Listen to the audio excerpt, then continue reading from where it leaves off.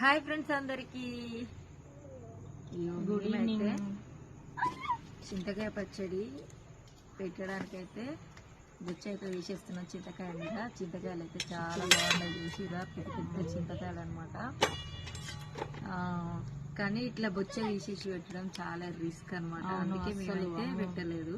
చెయ్యి అయితే కట్ అయింది అసలుకి. మా ఫ్రెండ్కి అయితే చెయ్యి కూడా దిగిందంట పాపం, అందుకనే మేము చేస్తున్నాం ఇప్పుడు. మీకు చింతకాయ పచ్చడి కావాలి అంటే మాత్రం ఆర్డర్ పెట్టుకోండి. ఓన్లీ పొట్టుతోనే ఉంటుంది అనమాట, పొట్టు తీసి అయితే ఉండదు, చాలా ఇబ్బంది అవుతుంది. తీయలేం. అగో చూసిన అక్కడ కొంచెం అన్న వస్తుందా? ఇది వస్తలేదురా, మొన్న వచ్చింది మంచిగా.